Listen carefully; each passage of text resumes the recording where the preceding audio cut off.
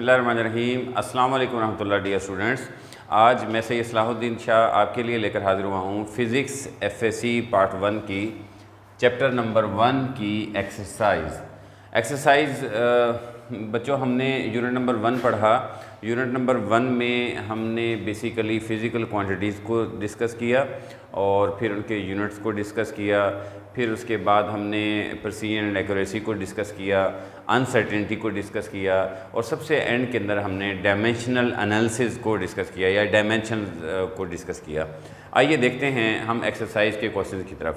Exercise का सबसे पहला क्वेश्चन है कि name several repetitive phenomena occurring in nature which could serve as reasonable time standard. उन्होंने कहा है कि कुछ ऐसे नेचर में वकूअ पज़ीर होने वाले फ़िनोमिना का नाम लिखें, फ़िनोमिनास का नाम लिखें जो कि रीज़नेबल टाइम स्टैंडर्ड के तौर पर इस्तेमाल हो सकते हैं। बट वो जो अर्थ जो है वो अपना पूरा एक चक्कर मुकम्मल करती है अपने एक्सिस के इर्द गिर्द, उसको हम क्या कहते हैं? 1 डे कहते हैं। ये जो अर्थ की स्पिनिंग है ये क्या चीज़ है? ये रेपिटेटिव फिनोमिना है और नेचुरल रेपिटेटिव फिनोमिना है। ये बार बार वकूअ पज़ीर होता है और ज़मीन जो एक चक्कर अपने एक्सिस के इर्द गिर्द मुकम्मल करती है उस एक चक्कर को 1 डे कहते हैं। ठीक है, तो ये हमारा इसका मतलब है कि spinning of earth can be taken as a reasonable time standard. दूसरा नंबर 1 हम लिख लेते हैं, spinning of earth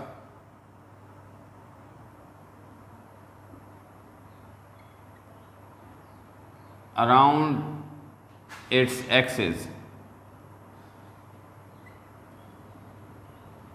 can be taken as, ये आप खुद लिख लेंगे, can be taken as a reasonable time standard.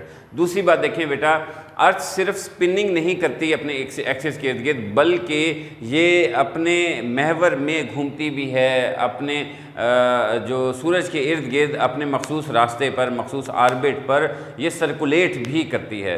तो वो जो सर्कुलेट करती है वो भी रेपिटेटिव फिनोमिना है और ये अपना एक चक्कर सूरज के इर्द गिर्द कितने अरसे में मुकम्मल करती है, कितने टाइम पीरियड में मुकम्मल करती है? That is equal to 1 year.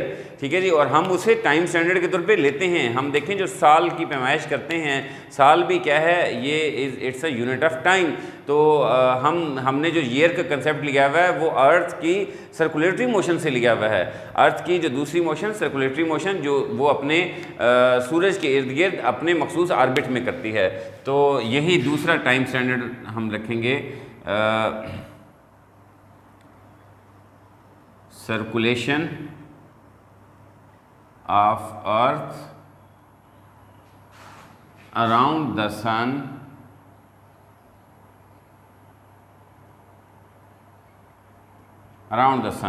circulation of earth around the sun can be taken as a reasonable time standard as one completes जो circulation of the earth is termed as 1 year. ये वाली बातें आप खुद लिख लेंगे, मैं सिर्फ हेडिंग यहाँ पे लिख रहा हूँ। ठीक है, तीसरे नंबर पर वैसे तो बहुत सारी चीज़ें ली जा सकती हैं, मैं ओनली 3 एग्जांपल लिख रहा हूँ। तीसरे नंबर पर क्या है कि आपको पता है कि जितने भी हम सब जितनी मटेरियल बॉडीज़ हैं वो किस चीज़ की बनी हुई हैं? एटम्स की बनी हुई हैं। और एटम्स जो हैं अपनी जगह पर वाइब्रेट करते रहते हैं और उनकी वाइब्रेटरी मोशन का मखसूस टाइम पीरियड होता है, मखसूस वक्त के अंदर वो अपने इर्ताश मुकम्मल करते हैं। और जो है इसी तरह हम जो डिफरेंट किस्म के एलिमेंट्स हैं उनकी वाइब्रेटरी मोशन से भी हम टाइम को डिड्यूस कर सकते हैं। Vibratory motion of different atoms जो है उससे भी हम टाइम डिड्यूस किया जा सकता है। तो तीसरे नंबर पर हमारा आ गया वाइब्रेटरी मोशन। तीसरा हम एग्जांपल पढ़ रहे थे, जो तीसरा फिनोमेना पढ़ रहे थे जिसको हम एज अ टाइम स्टैंडर्ड ले सकते हैं, वो है vibratory motion of the atoms. तो vibratory motion of different atoms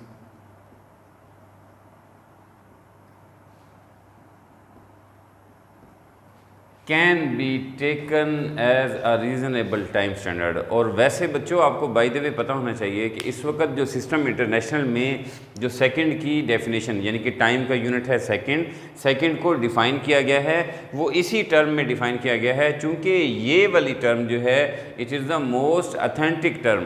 चूँकि बाकी आपने देखा है कि जो अर्थ वो रोटेट करती है, अगर अर्थ की जो स्पिनिंग मोशन देखी जाए तो उसमें वेरिएशन के चांसेस हैं। जो अर्थ जो सूरज के इर्द गिर्द मूव करती है उसमें भी कुछ वेरिएशन के चांसेस हैं, ठीक है जी। वो दिन एग्जैक्टली 24 आवर्स के इक्वल नहीं होता। लेकिन यहाँ पर जो हम जिस वक्त एटम्स की वाइब्रेशंस की बात करते हैं उसमें मतलब चेंजिंग के कोई ऑप्शन नहीं है और वो एग्जैक्ट और एक्यूरेट आपको आंसर देता है। और वैसे बाय द वे बच्चों मैं आपको सेकंड की डेफिनेशन बता दूं एक सिंपल वर्ड्स के अंदर कि सेकंड वो टाइम है, second is the time duration in which caesium 133 completes it's 91 92 63 17 70 vibration. ये जो 91 92 63 17 70 वाइब्रेशन मैंने याद किया हुआ है, ये हमारे वक्त में 9th क्लास में था। Second is the time duration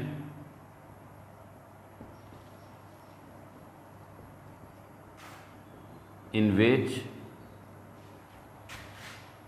cesium 133 atom completes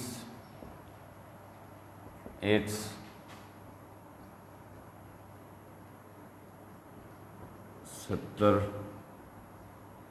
vibrations at ground state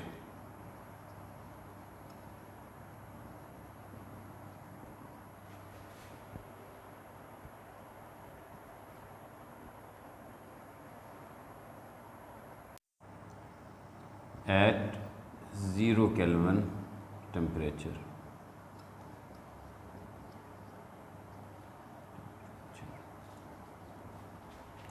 तो बच्चों इस क्वेश्चन का यही आंसर है। पहली बात spinning of earth around its axis it can be taken as reasonable time standard. और फिर ये वाली बात बता दें कि earth spins earth complete its one complete rotation around its axis in 1 day or in 24 hours। इस तरीके से circulatory motion of the earth around the sun can be taken as the reasonable time standard as earth completes its one complete cycle around the sun in 1 year which is the time standard which is the time unit. और same इस तरीके से vibratory motion of different atoms can be taken as reasonable time standard. और चूँकि vibratory motion से फिर हम लेते क्या हैं, हम टाइम पीरियड और फ्रिक्वेंसी लेते हैं। आप ये भी कह सकते हैं frequency of the different atoms या time periods of the different atoms can be taken as reasonable time standard. और इसका हमने एक यूनिट लिया भी हुआ है कि सेकंड को डिफाइन करें in term of the vibratory motion of different atom. तो vibratory motion of caesium 133 system international ने इसकी ज़ुबान में उसको डिफाइन किया हुआ है और ये मैंने आपके सामने डेफिनेशन लिख दी। जी बच्चों सेकंड शॉर्ट क्वेश्चन हमारा है कि give the drawbacks of using the simple pendulum as time standard. अगर हम सिंपल पेंडुलम को एज अ टाइम स्टैंडर्ड इस्तेमाल करें तो उसके क्या ड्रॉबैक्स हो सकते हैं। पहली बात है सिंपल पेंडुलम से अगर हम टाइम को मेजर करना चाह रहे हैं इट्स मीन हम उसका टाइम पीरियड लेंगे। टाइम पीरियड देखते हैं, टाइम पीरियड डिपेंड किस पे करता है। टाइम पीरियड का फार्मूला है 2π√L/G। तो ये टाइम पीरियड इन दो चीज़ों पे डिपेंड कर रहा है। Both are variable in different circumstances. पहली बात है अगर हम लेंथ को देखें, जो चूँकि सिंपल पेंडुलम जो है वो एक मतलब रस्सी से एक स्ट्रिंग से बंधा हुआ होता है, वो पूरी स्ट्रिंग होती है। और ये हमने वैसे अज्यूम किया होता है कि वो जो स्ट्रिंग है वो उसमें लचक नहीं है और वो एक्सटेंडेबल नहीं है। लेकिन प्रैक्टिकली ऐसा होता है, आप जिस भी चीज़ की वो रस्सी बंधी हुई हो, वो धागा बना हुआ हो, वो एक्सटेंडेबल होता है ड्यू टू टेम्परेचर। अगर टेम्परेचर कम या ज़्यादा होगा उसकी वजह से उसकी लेंथ में कमी या ज़्यादा हो सकती है। It's mean that its length is variable to some extent. So अगर लेंथ वेरिएबल है तो टाइम पीरियड भी फिर इसका मतलब है कुछ ना कुछ वेरी कर सकता है डिफरेंट सिचुएशन के अंदर, डिफरेंट एटमॉस्फेयर के अंदर।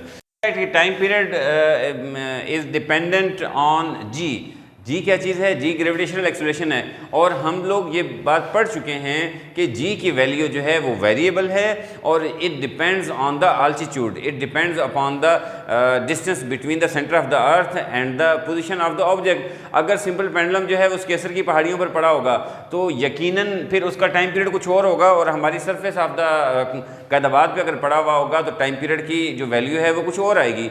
तो इसका मतलब क्या हुआ? ये दो ही ड्रॉबैक्स हैं इसके कि इसकी लेंथ जो है वो फिक्स्ड नहीं होती, वो वेरिएबल होती है due to the certain atmospheric condition, और इसी तरीके से जी की वैल्यू भी जो है वो वेरिएबल होती है and it depends on the altitude. और so these two are the drawbacks of the simple pendulum to assign it as a time standard. बच्चों इसकी अब वर्डिंग आप लोगों ने खुद लिखनी है, मैंने पढ़ा दिया है, वर्डिंग आपने खुद लिखनी है। इसके दो ड्रॉबैक्स हैं।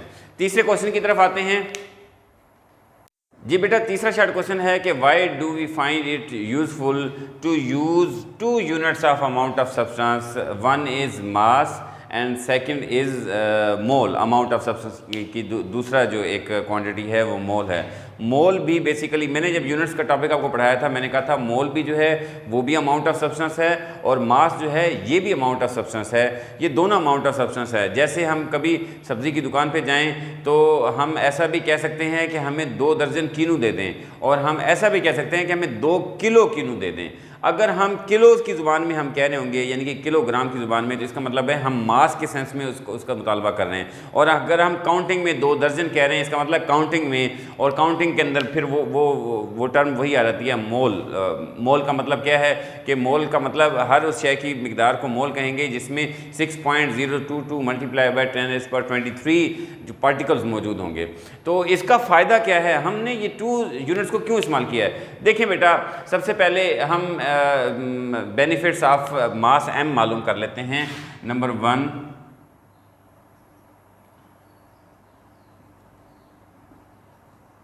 Advantages of mass. ठीक है जी, मास हमें पता है कि mass number 1 mass defines the weight of the body. आपको पता है कि weight is equal to mg, w is equal to mg। तो वेट को कौन डिफाइन कर रहा है? वेट को डिफाइन कर रहा है मास, डिफाइन कर रहा है। वेट इज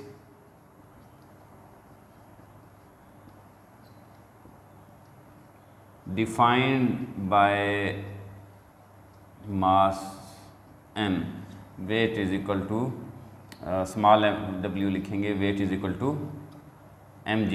वेट मास पर डिपेंड करता है, और जबकि वेट जो है वो अमाउंट ऑफ सब्सटेंस यानी कि मोल पर डिपेंड नहीं करता। मोल की मदद से आप वेट को डिफाइन नहीं कर सकते। Number 2, mass defines the acceleration of the body. हमें न्यूटन का सेकंड लॉ के मुताबिक हम ये कह सकते हैं कि acceleration is inversely proportional to the mass. तो मास क्या करता है कि mass defines the acceleration of a moving body. Mass moving body के एक्सेलरेशन को डिफाइन करता है, ये वाली बात लिख लेंगे। Mass defines the acceleration of a moving body while mole can't define the acceleration of the moving body. ये नहीं कर सकता। ये 2 पॉइंट्स ही काफ़ी हैं। अब 2 पॉइंट्स जो हैं मोल की तरफ चलते हैं कि मोल के फिर क्या बेनिफिट हैं। आपको पता है कि जब आप केमिकल इक्वेशंस को बैलेंस करते हैं, केमिकल इक्वेशंस को बैलेंस करते हैं, तो आप वो जिस वक्त फार्मूला लिखे होते हैं उनके साथ 1, 2 या 3 जो भी चीज़ें लगाते हैं वो चीज़ें क्या होती हैं? वो दर हकीकत उनका नंबर ऑफ़ मोल्स होते हैं। तो concept of mole is necessary to balance the chemical equation. Chemical equation को बैलेंस करने के लिए नंबर ऑफ़ मोल्स का मालूम होना बहुत ज़रूरी है। और नंबर बी यहाँ पे लिख लेते हैं। Number B, advantages of mole. उसका नंबर 1 हमने क्या लिखा कि it is necessary in balancing chemical equation. तो बच्चों दूसरा इसका एडवांटेज जो है कंसेप्ट ऑफ मोल का वो क्या है? आपने गैस कांस्टेंट का वर्ड सुना होगा और मज़ीद आप इंशाल्लाह फर्स्ट ईयर में आगे गैसेस के टॉपिक में ज़रूर पढ़ेंगे। गैस कांस्टेंट जो है it depends on the mole, चूँकि गैस कांस्टेंट जो है वो it is equal to the energy पर मोल पर टेम्परेचर चेंज। ठीक है, तो इस गैस कांस्टेंट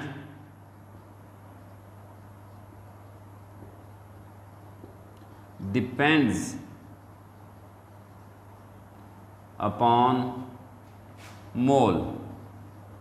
गैस कांस्टेंट जो है वो मोल पर डिपेंड करता है, वो मास पर डिपेंड नहीं करता। मास की मदद से आप गैस कांस्टेंट की वैल्यू नहीं निकाल सकते या गैस कांस्टेंट का जो फार्मूला है वो ड्राइव नहीं कर सकते। तो ये 2 एडवांटेजेस मैंने लिख दिए मोल के, और इसी के से 2 एडवांटेजेस मास के भी लिख दिए। तो यहाँ से हमें अंदाज़ा हो गया कि भाई हम अमाउंट ऑफ सब्सटेंस के 2 डिफरेंट यूनिट्स क्यों इस्तेमाल करते हैं, हम सिर्फ मास के ज़रिए ही सारे काम क्यों नहीं कर लेते। जी